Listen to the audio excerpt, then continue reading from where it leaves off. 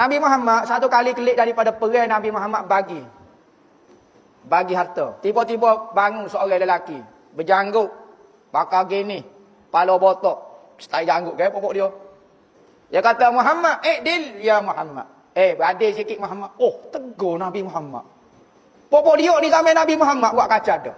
Hok pokok kita, ulama pokok kita. Imam Syafi'i. Nabi Muhammad pun ambo tegur lagi. Boleh dia kata Nabi Muhammad, dil ya Muhammad. Adil sikit dia bagi. Sayyidina Umar kata dah, Allah budak ni gamuk tegur Nabi Muhammad adil. Kafir, kalau kita kata kafir tegur Nabi Muhammad tak adil. Mu mikir lagu tu. Cekok lagu tu, kafir. Sayyidina Umar nak pacung lalu. Nabi Muhammad kata, sabar. Nabi Muhammad kata, wahai lelaki, kalau aku tak adil, aku ni tak adil, siapa dia lagi lebih adil daripada aku? Aku ni wakil Tuhan. Aku tak adil. Kamu rasa mu lebih adil daripada aku? Maka kawin tu paling belakang jalan piak-piak. Tak minta maaf dengan Nabi Muhammad. Tengok. Perangai ni ada dah ni. Ada. Tegur Nabi Muhammad dia boleh tegur. Pok kita lagi-lagi dah. Macam-macamnya tegur ada cerita ni. Ni khawarij dipanggil. Khawarij ummah. Perangai supaya tolong. Pakaian lebih kurang supaya tolong. Pakai. Cara kecek. Katanya Nabi popok dia ni. Ni dahi hitam. Popok khawarij ni baca Quran sedap belaka. Baca Quran banyak, semaya banyak. Dia perlekeh ke semaya dia dengan semaya sahabat. Oh, sahabat maya sikit. Ambo tengok semaya banyak. Sahabat baca Quran sikit, ambo baca Quran banyak. Dahi hitam katanya dalam Bidayatul wan Nihayah Imam Ibnu Katsir kata, pok-pok khawarij ni Allah ibadat dia. Tengok pok dia. Sek pondok baca Quran tak sedap skeping. Tengok pok ambo baca. Lagu gini, lagu gotu, lagu goni ni. Budak kecil dia lagi. Tauhid tak betul tak apa. Tu popok dia. Lah ni dia tak sebut nama khawarij. Dia tak sebut nama khawarij. Dia sebut nama Wahabi tadi. Kau tolong ya bagainya. Cerita tolong ya. Perangai supaya tolong. Perangai supaya tolong. Ibadat. Bismillahirrahmanirrahim. Jalan tu. Janggut. Hak tu disebut Ibnu Katsir sebut. Oh sedap kata kat hangpa. Dak Ibnu Katsir sebut dalam kitab dia. Dia mau kata kepada Ibnu Katsir dah. Dahi dia seperti lutut-lutut unta. Hitam dahi ni semaya. Pok kita. Ni cimiyuk. Mana ada. Pok kita tak ada dia hitam. Pok dia yang dah hitam. Sahabat dulu kecil ni dah hitam. Sebab apa? Sebab Nabi kata benda tak molek orang dah hitam. Maka Ibnu Umar tak suka dah hitam. Membenci sahabat. Apa? Sebab Nabi kata tak molek kepada orang. Kerana engkau berbeza dengan apa yang ditunjukkan oleh Nabi SAW.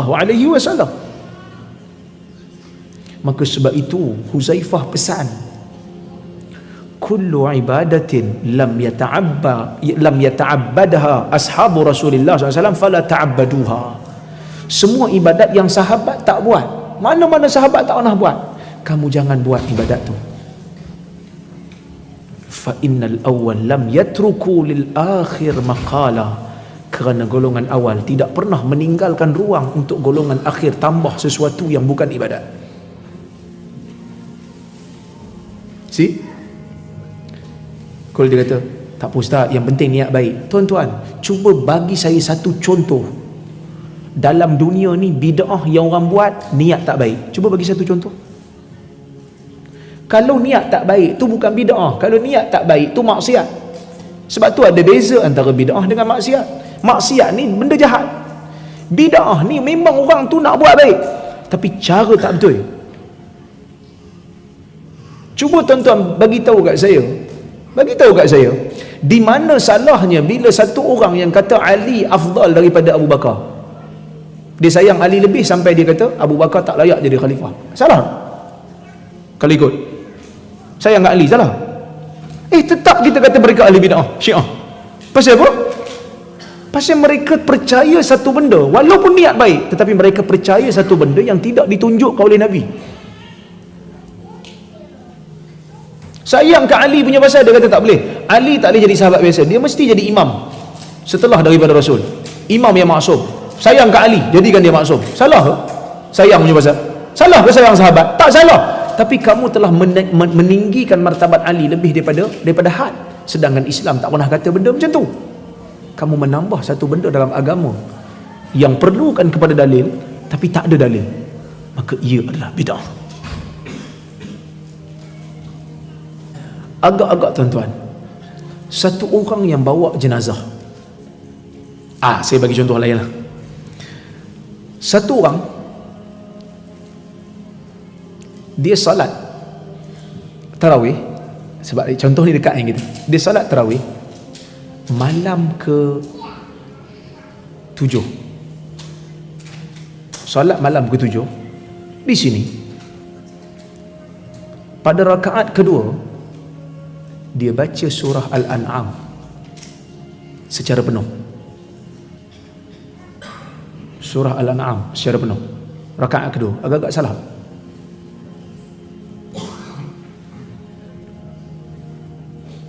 Rakaat pertama dia baca surah biasa, rakaat kedua dia baca surah tu. Salah. Imam Nawawi kata salah. Sebab apa? Sebab mana dalil kata kena baca surah tu? Bukan salah baca surah tu, tapi dia menganggap baca surah tu ada fadilat khusus, sedangkan dalil tak ada. Orang bawa jenazah, masa bawa jenazah dia zikir dengan suara yang agak sedikit tinggi, ditinggikan suara masa berzikir dan baca Quran waktu bawa jenazah. Salah atau tidak?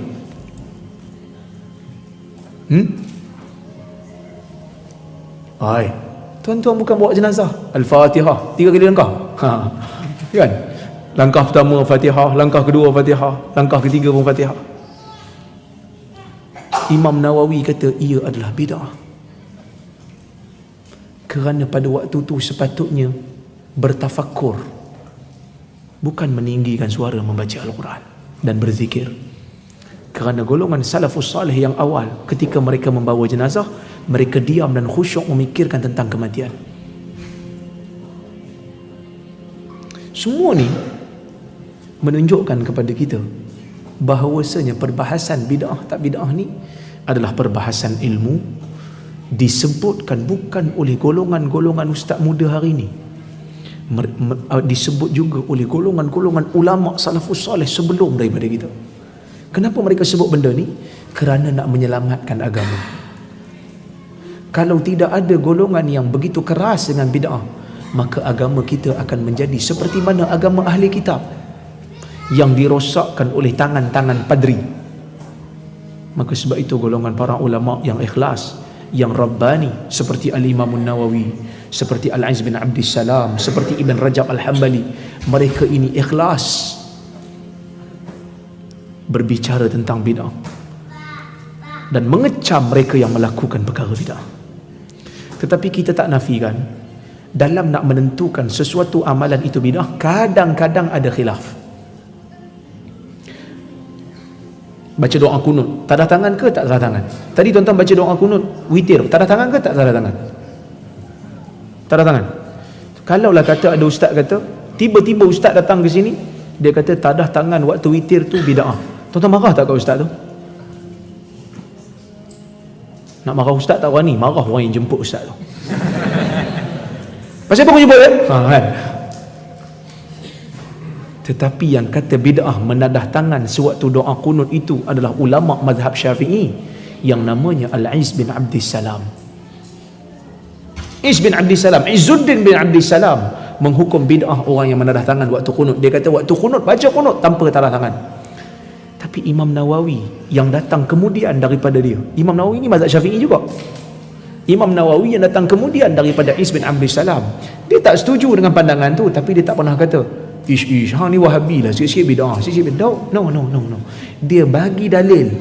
Dia kata tak bid'ah kerana Ibnu Mas'ud menadah tangan waktu kunut, Omar juga menadah tangan waktu kunut. Ini menunjukkan tadah tangan itu ada asalnya daripada zaman Nabi, kerana sahabat menadah tangan. Maksudnya dalam bab menghukum bid'ah, sebahagiannya menerima khilaf. Bila mana ada khilaf dalam nak menentukan bid'ah ataupun tidak, maka kita jangan kecam orang yang kata bid'ah. Cuma orang yang kata bid'ah, dia tak buat lah. Saya kata bid'ah, saya tak buat. Pada saya perbuatan ni tak memberikan manfaat. Yang buat, carilah dalil untuk kata benda tu boleh. Jangan pula sentap. Oh, maksudnya aku masuk neraka lah ya? Kamu seorang je masuk syurga? Mana haji macam tu? Dah, setiap orang tidak dipaksa untuk buat ibadat. Buatlah sekadar apa yang dia yakin. Kalau dia rasa benda yang dia buat itu bukan bid'ah, dia kena tanya ustaz, amalan yang ustaz ajar kami ni, mana dalilnya? Kalau ustaz kata buat je, orang tua-tua dah buat, jangan tanya banyak. Maksudnya ustaz telah ajar saya seperti mana orang Quraisy ajar masyarakat dia. Saya nak dalil, bukan nak orang tua. Kalau semata-mata dengan amalan orang tua menyelamatkan kita, Quraisy selamat dah. Kerana Quraisy juga ikut orang tua. Maka kita kena faham yang tu. Boleh berbeza pendapat. Nak kata bid'ah yang ni silakan, bila tak ada dalil. Orang yang kata tak bid'ah, ni dalilnya. Perbahasan itu sihat. Imam Malik rahimahullah mengatakan, Ibrahim An-Nakhai mengatakan salat qabliyah maghrib bid'ah. Tapi tak ada orang kata dia Wahabi. Tapi orang bagi dalil. Riwayat Muslim, Nabi kata sallu qabla al-maghrib, sallu rak'atain qabla al-maghrib liman sya'. Salatlah 2 rakaat sebelum maghrib bagi siapa yang nak. Menunjukkan tak muakkad lah. Salat itu sunat tapi tak muakkad qabliyah maghrib. Mereka bantah Ibrahim An-Nakhai dengan dalil, bukan bantah dengan label. Kita bukan ajak orang mai ke kita, ajak orang datang ke Tuhan. Dan kita tak tahu apa pasal Tuhan. Datang Rasul, datang kitab. Ini dia. Maka datang hadis Abu Hurairah, hadis Bukhari, hadis Muslim. Nabi kata kullu ummati yadkhuluna al-jannata illa man aba. Semua umat aku masuk syurga, kecuali yang tak mau masuk, aku tak boleh nak buat apa.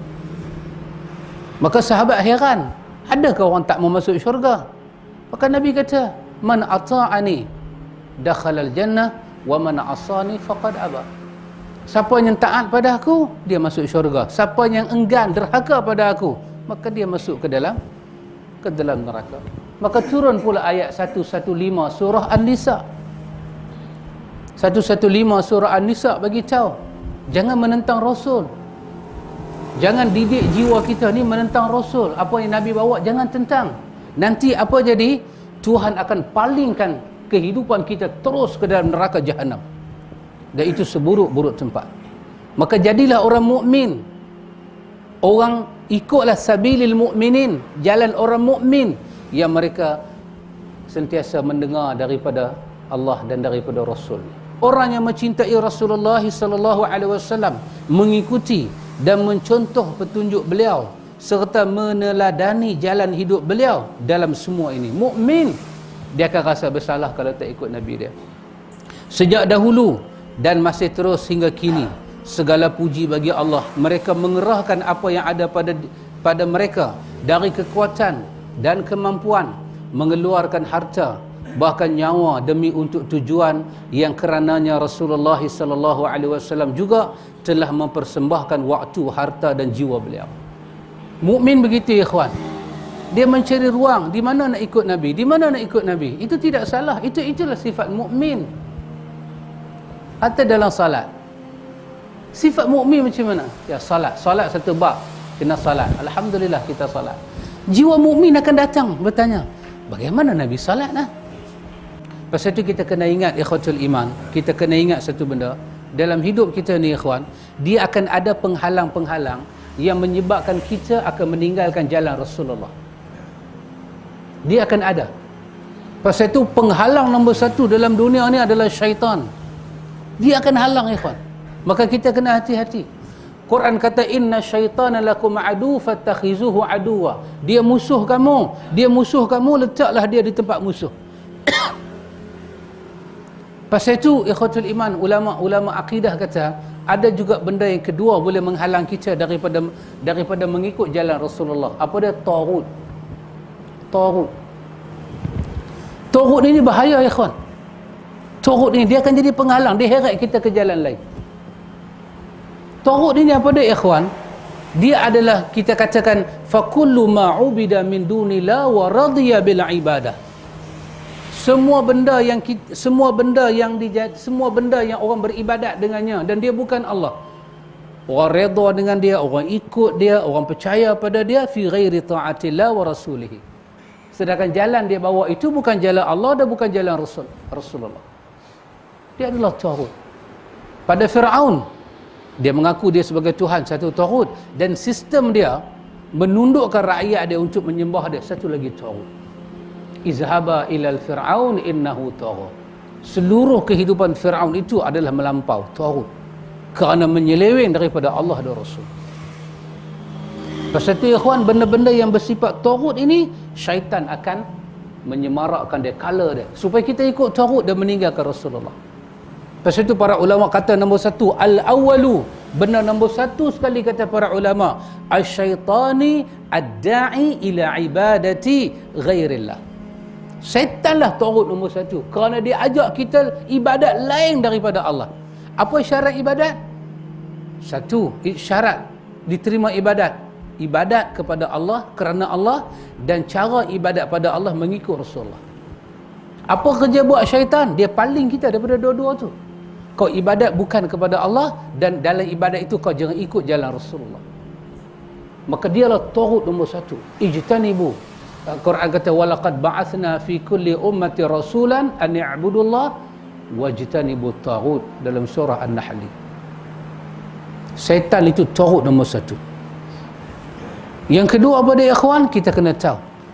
Dia tak nampak, maka dia akan buat yang kedua kepada kita. Apa dia? Al-Hakim Al-Jaiz Al-Mughayyir li ahkamillah. Jahat ikhwan. Siapa dia? Al-Hakim Al-Jaiz, penguasa-penguasa hakim. Jair, jahat. Jahat dia atas mana? Syaitan pergi pada dia. Apa syaitan suruh dia buat? Al-Mughayyir. Kau ubah segala yang Tuhan bagi pada kau. Ubah. Oh, antum tengok jalan dia buat. Kita mengadu pada satu orang, bagaimana kita dalam masalah ini, syaitan datang kepada dia, al-mughayyir li ahkamillah. Kerana kawan ni tempat kita rujukkan dalam hukum hakam, syaitan datang kepada dia, syaitan kata al-mughayyir, kau ubah, kau ubah, kau ubah. Seperti yang berlaku kepada siapa? Pada ahlu kitab. Dia ubah. Ubah sampai ubah punya ubah jadi agama baru. Sampai ubah punya ubah, manusia tidak dekat diri pada Allah. Manusia tidak kenal Rasulullah. Hari ni bila kita sebut satu sunnah, orang terkejut. Sunnah ke? Kan orang Melaka, iya ke? Dia ada-ada je. Iya ke? Dia